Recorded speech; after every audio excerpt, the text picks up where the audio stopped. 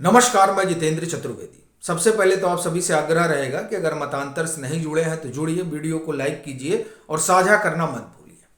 Supreme court ने कांग्रेसी ecosystem की तबाही तय कर दी है और प्रशांत भूषण सरीखे दिग्गज अब मुंह कहां दिखाएंगे, ये अपने आप में एक बड़ा सवाल है, क्योंकि इन लोगों ने तो अभियान छेड़ रखा था। और इससे अलग कहानी अरविंद केजरीवाल और संजय सिंह की नहीं है। संजय सिंह तो कह रहे थे कि हमको इसलिए जेल में डाल दिया गया क्योंकि हमने अडानी पर सवाल पूछ लिया।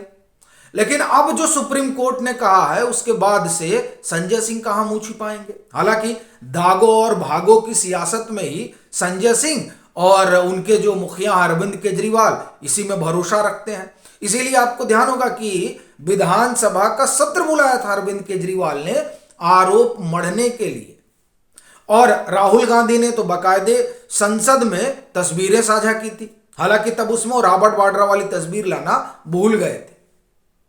लेकिन अब जो कुछ सुप्रीम कोर्ट ने कहा है वो दरअसल इन तमाम अभियानियों के गाल पर तमाचा है। और आप देखिए कि ये कब हो रहा है, लोकसभा चुनाव से ठीक पहले। क्या कुछ हुआ है उस पर हम आगे बढ़ेंगे, लेकिन उससे पहले थोड़ा आपको हम 18 में भी लेकर चलेंगे, यानी 18 और 19। तब राहुल गांधी, प्रशांत भूषण, यशवंत सिन्हा और अरुण शौरी, ये उन लोगों में शुमार थे जो राफेल पे उड़ रहे थे। सीबीआई में कंप्लेन कर दी, सुप्रीम कोर्ट चले गए, एनराम ने लंबा चौड़ा लेख लिख दिया और बाद में पता चला कि तो झूठ लिख रहे हैं, तो हंसने लगे। उस समय इन लोगों ने जो अभियान खड़ा किया था, उस अभियान की जो हवा है वो सुप्रीम कोर्ट ने ही निकाली थी। और तब रंजन गोगोई उस समय मुख्य न्यायाधीश हुआ करते थे। तब इन लोगों ने उनके खिलाफ अभियान छेड़ दिया था। और अभी क्या हुआ है? अभी अडानी को लेकर अभियान चल रहा था। महुआ मोइत्रा वाले प्रकरण से यह बात साफ हो गई थी कि किस तरीके से अडानी के बहाने नरेंद्र मोदी पर हमला करने की कोशिश हो रही थी। और उस कोशिश में इनको लगा था कि इसके जरिए वो इस सरकार पर और खासतौर से नरेंद्र मोदी पर भ्रष्टाचार का आरोप लगा पाएंगे, जिसमें ये 2019 में विफल रहे थे। इनको लगा कि इस बार तो कर ही लेंगे। अब कर ही लेंगे तो इसीलिए न संसद छोड़ी गई, न सड़क छोड़ा गया और न सुप्रीम कोर्ट छोड़ा गया। सो ये सुप्रीम कोर्ट पहुंच जाते हैं। अब सुप्रीम कोर्ट ने जिस तरह से इन लोगों को धोया है, उसके बाद से तो हमें नहीं लगता कि अब कुछ बचा है इनके पास। आप देखिए कि सुप्रीम कोर्ट में मामला जाता है। अब सुप्रीम कोर्ट ही सवाल पूछ रहा है कि ये हिंडनबर्ग की रिपोर्ट पर हम क्यों इतना जो है इस पर ध्यान दें, हम क्यों ना जो सेबी कह रही है उस पर उसको माने। और सेबी कह रही है कि साहब 24 में से 22 पर वो जांच कर चुकी है, 2 का बचा हुआ है, उसके लिए सुप्रीम कोर्ट ने उन्हें 3 महीने का समय दे रखा कि आप 3 महीने में पूरा करिए। और साथ ही जो एसआईटी वगैरह को देने की बात थी उसको भी सुप्रीम कोर्ट ने इनकार कर दिया, किसी एसआईटी वगैरह नहीं देंगे, सेबी ठीक दिशा में जांच कर रही है। अब लीजिए, सेबी ठीक दिशा में जांच कर रही है, उसी सेबी के खिलाफ प्रशांत भूषण और राहुल गांधी, अरविंद केजरीवाल, संजय सिंह लोगों ने मोर्चा खोल रखा था कि साहब देखिए सेबी तो जो है वो सरकार के इशारे पर काम कर रही है। और रवीश कुमार तो बाकायदे आप एक तरह से कहें कि जैसे होता है ना कि बच्चों को कंप्लेन करना होता, तो उस तरह से वो तो रोज कंप्लेन कर रहे थे अडानी पर कार्यक्रम कर करके, अडानी पर कार्यक्रम कर करके। लेकिन अब इन लोगों का क्या होगा? वो जो कॉन्स्पिरेसी चल रही थी, जो हिंडनबर्ग का जो काम है, वो देखिए वो सुप्रीम कोर्ट भी जानता है। और आपको एक बड़ी चीज बताऊं कि जो बड़े अर्थशास्त्री हैं वो ऐसे अर्थशास्त्री हैं जो न्यूट्रल है, वो ना लेफ्ट के हैं ना राइट के हैं। उनका भी मानना है कि ये जो OCCR वाली रिपोर्ट थी या हिंडनबर्ग वाली रिपोर्ट है, ये दरअसल हिंदुस्तान में पैनिक क्रिएट करने की कवायद है।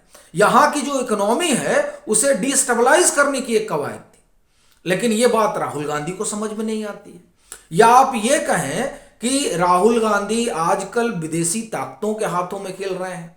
हालांकि इस तरह का आरोप लगाते समय एक बार सोचना पड़ता है कि वो पार्टी जो ये कहती है कि हमने देश को आजादी दिलाई, हालांकि ये वो जब दावा करते हैं तो पूरी तरह से तो ठीक नहीं कहते हैं, क्योंकि जिस पार्टी की वो बात करते हैं वो पार्टी तो 1969 में टूट गई थी, और अभी जो पार्टी है वो तो एक तरह से आप कहें कि परिवार की पार्टी है।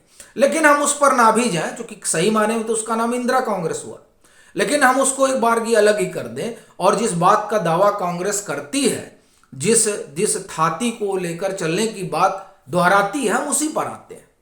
उस लिहाज से भी देखें तो ये जो आरोप लगते हैं राहुल गांधी पर, वो आरोप बड़े गंभीर हो जाते हैं। और अच्छा, ये लगते क्यों हैं साहब? आप ब्रिटेन में जाते हैं तो कहते हैं हमारी मदद करिए, अमेरिका में जाते हैं तो कहती है हमारी मदद करिए, और उन लोगों के साथ मंच साझा करते हैं जिनका आईएसआई से कनेक्शन होता है, या उन लोगों का संपर्क किसी न किसी तरीके से जो भारत विरोधी ताकतें उनके साथ रहता है। आप उनके साथ बैठते हैं और कहते हैं साहब ये तो डेमोक्रेसी है। तो इस तरीके से जब चीजें आगे बढ़ती हैं तब ये जनसाधारण सोचने के लिए मजबूर हो जाता है कि क्या इसमें कोई कॉन्स्पिरेसी है। क्योंकि हिंडनबर्ग का तो धंधा है कि आपके खिलाफ रिपोर्ट बनाई, आपका शेयर का दाम गिरा, उन्होंने खट से शेयर खरीद लिया, और अब देखिए अडानी साहब का शेयर कहां पहुंच गया, और फिर अब वो शेयर बेच के मुनाफा कमाएंगे। लेकिन उस पर्टिकुलर टाइम पीरियड में जो पैनिक क्रिएट होता है, उससे देश की अर्थव्यवस्था को कितना नुकसान होता है, जिन जिन सामान्य निवेशकों का पैसा लगा हुआ है उनका कितना नुकसान होता है। तो अब ये सब प्रशांत भूषण को इसकी समझ नहीं है, मालूम पड़ता है, या आप कहें कि नरेंद्र मोदी से चिढ़ इतनी बड़ी हो गई है कि किसी को इसकी समझ ही नहीं है। वो सिर्फ एक चीज में लगे, किसी तरह से इनको घेरना है। खैर, घेराबंदी में लगे थे ये। और जब ये अडानी पर हिंडनबर्ग की रिपोर्ट आती है, तमाम शोर शराबा होता है और मामला सुप्रीम कोर्ट पहुंच जाता है। सीजीआई की बेंच होती है जिसमें सीजीआई, जेबी पादरीवाला और मनोज मिश्र, ये तीन लोग होते हैं जिनकी खंडपीठ होती है। अब इस खंडपीठ ने प्रशांत भूषण को तो एक तरह से आप कहें कि ठीक से धोया। पीछे आपको ध्यान होगा कैसे सीजीआई ने प्रशांत भूषण पर ही सवाल खड़ा कर दिया कि आप आधी अधूरी बात बताते हैं, पूरी बात बताते नहीं हैं। यानी प्रशांत भूषण की अपनी खुद की क्रेडिबिलिटी जो है वो कटघरे में खड़ी हो गई। और वो जो दूसरी रिपोर्ट आई है जिसको जॉर्ज सोरोस फंड करते हैं, उस रिपोर्ट के बारे में जब सेबी ने वहां फोन किया कि साहब बताइए आपको कागज कहां से मिले, तो उन्होंने बता प्रशांत भूषण ने दिया, लीजिए। यानी प्रशांत भूषण ही राहुल गांधी को भी कागज दे रहे हैं, प्रशांत भूषण ही अरविंद केजरीवाल को दे रहे हैं, प्रशांत भूषण ही संजय सिंह को दे रहे हैं, और ये सभी लोग मिलकर जो है अडानी अडानी अडानी चिल्ला रहे हैं। और जो बची कुची कहानी थी वो दर्शन हीरानंदानी ने खोल दी कि देखिए हमारा निजी हित था और इन लोगों को अडानी सूट करता था। क्यों? क्योंकि अडानी गुजरात के हैं। अब अडानी गुजरात के हैं, प्रधानमंत्री गुजरात के हैं, तो बढ़िया गुजरात का कनेक्शन ढूंढो और भ्रष्टाचार का आरोप चिपकाओ और बता दो कि ये जो सरकार है, सरकार की मशीनरी है, ये सब अडानी के फेवर में काम कर रही है। ये अभियान चला, लेकिन सुप्रीम कोर्ट में पूरे अभियान की हवा निकल गई। सुप्रीम कोर्ट ने 2 टूक प्रशांत भूषण को भी धोया और 2 टूक यह भी कह दिया कि सेबी जो जांच पड़ताल कर रही है वो बहुत सही है और हमें अपनी एजेंसियों पर भरोसा करना चाहिए, ना कि हिंडनबर्ग जैसी रिपोर्ट पर। और वो जो दूसरी जॉर्ज सोरोस वाली आई थी उसने तो कह दिया था कि प्रशांत भूषण ने इनको कागज दिया था, तो उसके बारे में अब क्या ही कहा जाए। तो इस तरीके से 2024 के लिए जो इन्होंने सोच रखा था कि अब हमको एक हथियार मिलने वाला है, दरअसल उस हथियार को सुप्रीम कोर्ट ने एक झटके में छीन लिया और वहां से ये बात जाहिर हो गई कि ये जो पूरा इंडी गठबंधन है, जिस गठबंधन में पार्टी के तौर पर तो अरविंद केजरीवाल भी हैं और राहुल गांधी भी हैं, लेकिन बाहर से सपोर्ट करने वाले में प्रशांत भूषण भी हैं, ये लोग किस तरीके का झूठ और फरेब फैला रहे हैं नरेंद्र मोदी के खिलाफ। और दरअसल ये जो सुप्रीम कोर्ट ने 2 टूक सेबी की जांच को ठीक बताया है, उससे आप देखिए कि इनकी साख पर सवालिया निशान खड़ा हो गया है, ये प्रशांत भूषण हो, राहुल गांधी हो, और उसके बरक्स नरेंद्र मोदी पर लोगों का भरोसा और बढ़ जाएगा कि देखिए साहब इन लोगों ने तमाम कीचड़ उछालने की कोशिश की, लेकिन ये शख्स जो है काजल की कोठरी में से निकला, लेकिन एक दाग नहीं लगा।